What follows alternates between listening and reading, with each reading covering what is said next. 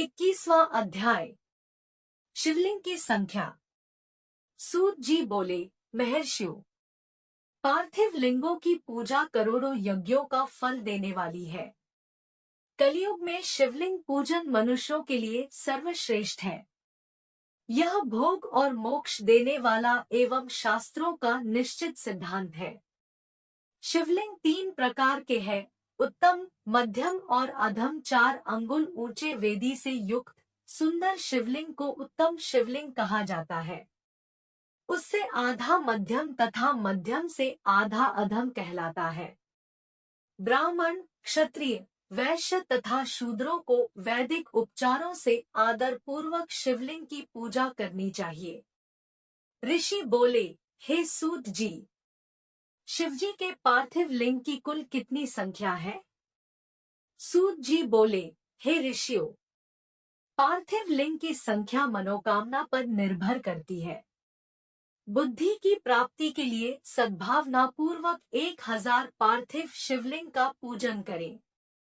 धन की प्राप्ति के इच्छुक 1500 शिवलिंगों का तथा वस्त्र प्राप्ति हेतु 500 शिवलिंगों का पूजन करें। भूमि का इच्छुक 1000, दया भाव चाहने वाला 3000, तीर्थ यात्रा करने की चाह रखने वाले को 2000 तथा मोक्ष प्राप्ति के इच्छुक मनुष्य 1 करोड़ पार्थिव लिंगों की वेदोक्त विधि से पूजा आराधना करें। अपनी कामनाओं के अनुसार शिवलिंगों की पूजा करें। पार्थिव लिंगों की पूजा करोड़ों यज्ञों का फल देने वाली है तथा उपासक को भोग और मोक्ष प्रदान करती है। इसके समान कोई और श्रेष्ठ नहीं है, अर्थात यह सर्वश्रेष्ठ है। शिवलिंग की नियमित पूजा अर्चना से मनुष्य सभी विपत्तियों से मुक्त हो जाता है। शिवलिंग का नियमित पूजन भवसागर से तरने का सबसे सरल तथा उत्तम उपाय है। हर रोज लिंग का पूजन वेदोक्त विधि से करना चाहिए। भगवान शंकर का नैवेद्यांत पूजन करना चाहिए। भगवान शंकर की 8 मूर्तियां पृथ्वी, जल, अग्नि, वायु, आकाश, सूर्य, चंद्रमा तथा यजमान है। इसके अतिरिक्त शिव, भव, रुद्र, उग्र, भीम, ईश्वर, महादेव तथा पशुपति नामों का भी पूजन करें। अक्षत, चंदन और बेलपत्र लेकर भक्तिपूर्वक शिवजी का पूजन करें तथा उनके परिवार, जिसमें ईशान, नंदी, चंड, महाकाल, भृंगी, वृष, स्कंद, कपर्दीश्वर, शुक्र तथा सोम है, का 10 दिशाओं में पूजन करें। शिवजी के वीर भद्र और कीर्तिमुख के पूजन के पश्चात 11 रुद्रों की पूजा करें। पंचाक्षर मंत्र का जाप करें तथा शतरुद्रीय और शिव पंचाग का पाठ करें। इसके उपरांत शिवलिंग की परिक्रमा कर शिवलिंग का विसर्जन करें। रात्रि के समय समस्त देवकार्यों को उत्तर दिशा की ओर मुंह करके ही करना चाहिए। पूजन करते समय मन में भगवान शिव का स्मरण करना चाहिए। जिस स्थान पर शिवलिंग स्थापित हो वहां पर पूर्व, पश्चिम और उत्तर दिशा में न बैठें, क्योंकि पूर्व दिशा भगवान शिव के सामने पड़ती है और इष्टदेव का सामना नहीं रोकना चाहिए। उत्तर दिशा में शक्ति स्वरूपा देवी उमा विराजमान रहती है। पश्चिम दिशा में शिवजी का पीछे का भाग है और पूजा पीछे से नहीं की जा सकती, इसलिए दक्षिण दिशा में उत्तराभिमुख होकर बैठना चाहिए।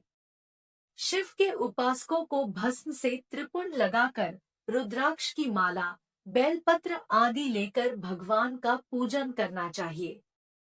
यदि भस्म न मिले तो मिट्टी से ही त्रिपुंड का निर्माण करके पूजन करना चाहिए। 22वां अध्याय। शिव नैवेद्य और बिल्व महात्म्य। ऋषि बोले, हे सूत जी, हमने पूर्व में सुना है कि शिव का नैवेद्य ग्रहण नहीं करना चाहिए। इस संबंध में शास्त्र क्या कहते हैं, इसके बारे में बताइए तथा बिल्व के महात्म्य को भी स्पष्ट कीजिए। सूत जी ने कहा, हे मुनियों, आप सभी शिव व्रत का पालन करने वाले हैं। इसलिए मैं आपको प्रसन्नता पूर्वक सारी बातें बता रहा हूँ। आप ध्यानपूर्वक सुने। भगवान शिव के भक्त को जो उत्तम व्रत का पालन करता है तथा बाहर भीतर से पवित्र व शुद्ध है, अर्थात निष्काम भावना से भगवान शंकर की पूजा अर्चना करता है, शिव नैवेद्य का अवश्य भक्षण करना चाहिए, क्योंकि नैवेद्य को देख लेने से ही सारे पाप दूर हो जाते हैं।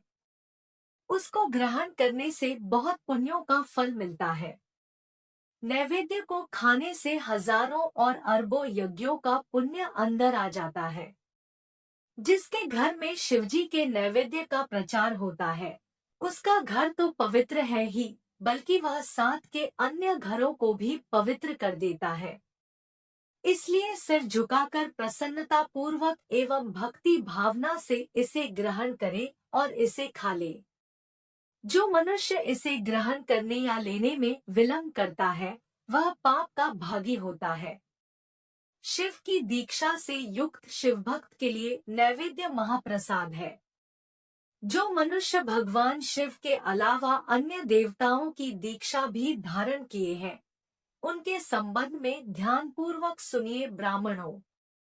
जहाँ से शालग्राम शिला की उत्पत्ति होती है, वहाँ उत्पन्न लिंग में रसलिंग में पाषाण, रजत तथा सुवर्ण से निर्मित लिंग में देवताओं तथा सिद्धों द्वारा प्रतिष्ठित लिंग में केसर लिंग, स्फटिक लिंग, रत्न निर्मित लिंग तथा समस्त ज्योतिर्लिंगों में विराजमान भगवान शिव के नैवेद्य को ग्रहण करना चांद्रायन व्रत के समान पुण्यदायक है। शिव नैवेद्य भक्षण करने एवं उसे सिर पर धारण करने से ब्रह्मा हत्या के पाप से भी छुटकारा मिल जाता है और मनुष्य पवित्र हो जाता है। परंतु जहाँ चांडालों का अधिकार हो, वहाँ का महाप्रसाद भक्ति पूर्वक भक्षण नहीं करना चाहिए। बाणलिंग, लौह निर्मित लिंग, सिद्धलिंग उपासना से प्राप्त अर्थात सिद्धों द्वारा स्थापित लिंग, स्वयंभूलिंग एवं मूर्तियों का जहाँ पर चंड का अधिकार नहीं है, जो मनुष्य भक्ति पूर्वक स्नान कराकर उस जल का 3 बार आचमन करता है, उसके सभी कायिक, वाचिक और मानसिक पाप नष्ट हो जाते हैं। जो वस्तु भगवान शिव को अर्पित की जाती है, वह अत्यंत पवित्र मानी जाती है। हे ऋषियों, बिल्व अर्थात बेल का वृक्ष महादेव का रूप है। देवताओं द्वारा इसकी स्तुति की गई है। तीनों लोकों में स्थित सभी तीर्थ बिल्व में ही निवास करते हैं, क्योंकि इसकी जड़ में लिंग रूपी महादेव जी का वास होता है। जो इसकी पूजा करता है, वह निश्चय ही शिवपद प्राप्त करता है। जो मनुष्य बिल्व की जड़ के पास अपने मस्तक को जल से सींचता है, उसे संपूर्ण तीर्थ स्थलों पर स्नान का फल प्राप्त होता है। बिल्व की जड़ों को पूरा पानी से देखकर भगवान शिव संतुष्ट एवं प्रसन्न होते हैं। जो मनुष्य बिल्व की जड़ों अर्थात मूल भाग का गंध, पुष्प इत्यादि से पूजन करता है, वह सीधा शिवलोक जाता है। उसे संतान और सुख की प्राप्ति होती है। भक्ति पूर्वक पवित्र मन से बिल्व की जड़ में दीपक जलाने वाला मनुष्य सब पापों से छूट जाता है।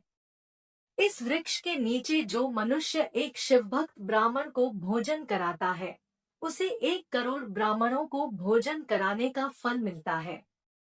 इस वृक्ष के नीचे दूध घी में पके अन्न का दान देने से दरिद्रता दूर हो जाती है। हे ऋषियों, प्रवृत्ति और निवृत्ति के 2 मार्ग हैं। प्रवृत्ति के मार्ग में पूजा पाठ करने से मनोरथ पूर्ण हो जाते हैं। यह संपूर्ण अभीष्ट फल प्रदान करता है। किसी सुपात्र गुरु द्वारा विधि विधान से पूजन कराएं। अभिषेक के बाद अघनी चावल से बना नैवेद्य अर्पण करें। पूजा के अंत में शिवलिंग को संपुट में विराजमान कर घर में किसी शुद्ध स्थान पर रख दें। निवृत्ति मार्गी उपासकों को हाथ में ही पूजन करना चाहिए। भिक्षा में प्राप्त भोजन को ही नैवेद्य के रूप में अर्पित करें। निवृत्ति पुरुषों के लिए सूक्ष्म लिंग ही श्रेष्ठ है। विभूति से पूजन करें तथा विभूति को ही निवेदित करें। पूजा करने के उपरांत लिंग को मस्तक पर धारण करें। अगर वीडियो पसंद आ गई हो तो वीडियो को लाइक करके चैनल को सब्सक्राइब कर दीजिएगा। धन्यवाद।